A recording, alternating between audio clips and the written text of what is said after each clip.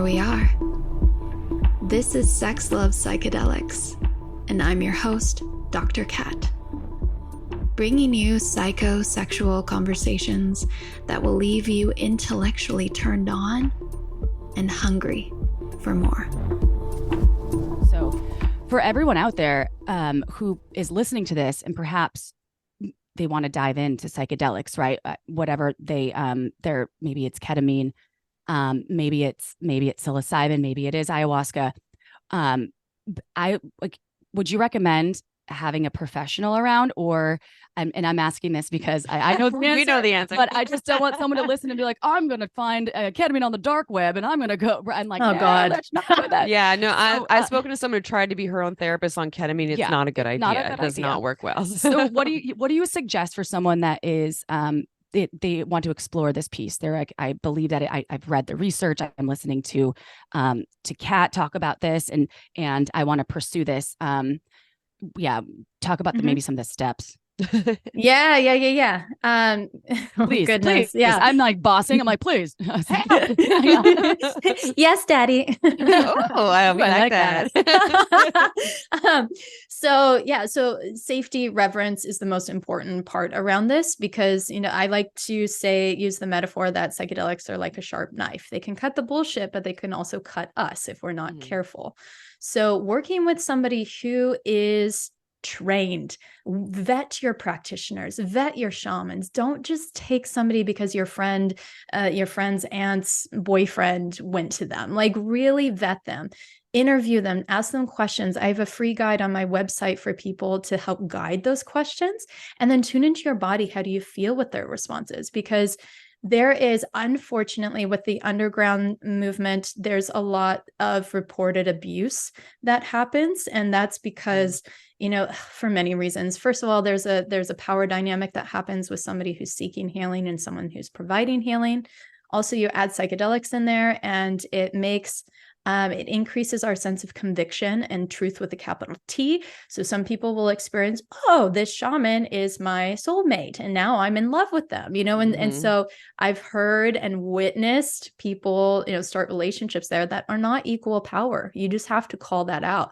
There may be a mother wound or a father wound in there, or something that, we're looking for being saved. And so just being aware of how blurry boundaries can get in those states, and how our reality can be, full of projections. So just be consciously aware, take your time to integrate, after your experience, and establish those conversations ahead of time to create that safety.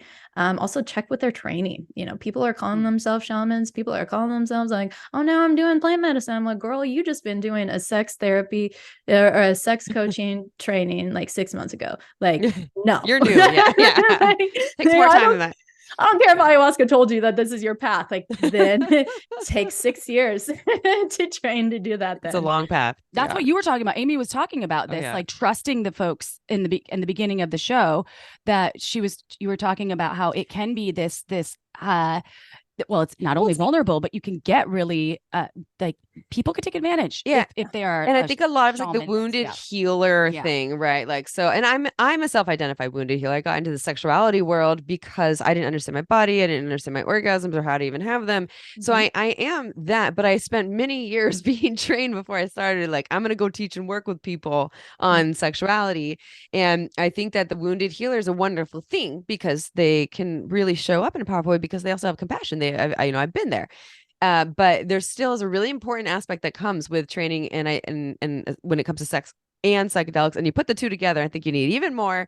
It's really not powerful. Even wounding though. I think wounding is a plus. I think it's the God complex healers. Oh, those ones, yeah. They're like, I want to be on a pedestal. I'm gonna heal you. I'm your guru. Yeah, basically. Like, I know a couple of those. Cult, and you're like, I don't know if I'm gonna drink that Kool-Aid. Well, people do though. So people get all enamored, like you're talking about, like, the I'm a shaman now, and then people come out of their experience like, oh my God, are you God? Are you my mommy, my daddy, my lover? Are we meant to be together forever? I have a deep affliction to the word shaman when it's like somebody that's white from Connecticut that's like, whose name is like Bill. Brad or Bill. Yeah, I'm like, your name is Bill. I don't know. I can't get. That's just me though. I might be throwing shade. So sorry. It's I mean, shaman is, originally that word is from Russia. So it's also just becomes such a, like, people don't question the origin anymore. They also don't question the origin of the medicine or the origin of, the teacher. And so that's what I want to emphasize. Like, when we have experience of trauma, especially in our childhood, like complex PTSD, our ability to discern boundaries is already fuzzy. And so we can enter into some of these dynamics. And in the research that I'm performing is that many people, I think it was like, I don't want to misquote. It was like 4% to 7% of people had an unconsensual sexual advancement by a shaman or a facilitator. Wow. And then a small percentage of them, went through or bypassed their own boundaries or a sense of, this doesn't feel good, because they thought that the person would, that it would benefit their healing, or that there would be repercussions if they didn't, or that they were confused that whether this was right or wrong. And so that tells me, like, okay, we, as much as I wish that the responsibility would be on the facilitators solely, because we really need to step up our game as facilitators and just make this place safe. But we've got to empower the people who are seeking it too, and teach them and educate them. So I wish they could step into these situations and be safe. And that's just not the case. So there's that in regards to facilitation. But then if people are doing this on their own selves, and having their experiences with partners, like the first thing, work with a therapist and a doctor about if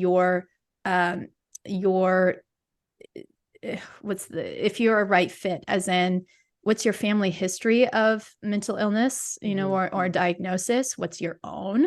If you have bipolar 1, or if you have schizophrenia or psychosis in your family background, or even yourself, you need to not go towards the plant medicine.